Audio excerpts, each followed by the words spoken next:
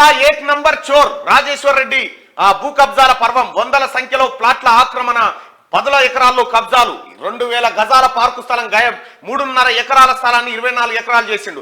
సచ్చినోళ్ల పేరుతో రిజిస్ట్రేషన్, నీలిమా ఆసుపత్రి భాగవతం బజార్లోకి వంత పాడిన రెవెన్యూ పోలీసు యంత్రాంగం, 10 ఏళ్లుగా అధికార దుర్వినియోగం అంటూ ఇగో పల్లా రాజేశ్వర్ రెడ్డి, అనురాగ్ యూనివర్సిటీ భాగవతం అంతా ఇగో ఇది మొత్తం వీని పనంతా దోపిడే. ఆయన ఓ పొలిటికల్ లీడర్, అంతకుమించి ఓ విద్యావేత్త, మొన్నటి వరకు పట్టభద్రుల ఎమ్మెల్సీ, తాజాగా ఆయన ఎమ్మెల్యే. ఇవన్నీ పైకి చెప్పుకునేందుకే, కానీ ఆయన నిజ స్వరూపం తెలిస్తే నోరు వెళ్ళబెట్టాల్సిందే.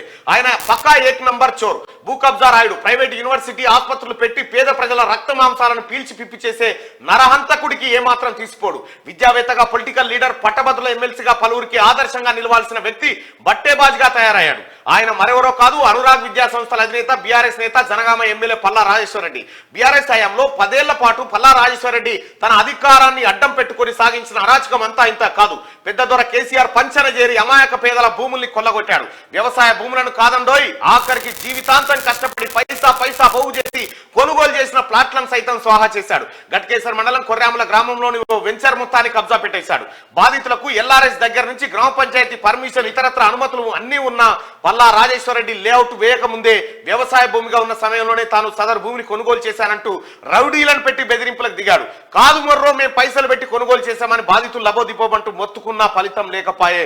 పల్లా రాజేశ్వర్ రెడ్డి అక్రమాలు, భూదోపిడి అంతా శనార్థి తెలంగాణలోకి ఎక్కిస్తాం. పల్లా రాజేశ్వర్ రెడ్డి బాధితులు ఎవరెవరైతే ఉన్నారో చెరువును తాకట్టు పెట్టి 65 కోట్లు తెచ్చిండు. చెరువునే సోడిగా ఇంకా ఉన్నాయి, ఇవన్నీ వస్తా ఉన్నాయి. పల్లా రాజేశ్వర రెడ్డి బాధితులు ఎవరైనా ఉంటే క్యూ న్యూస్ సంప్రదించండి.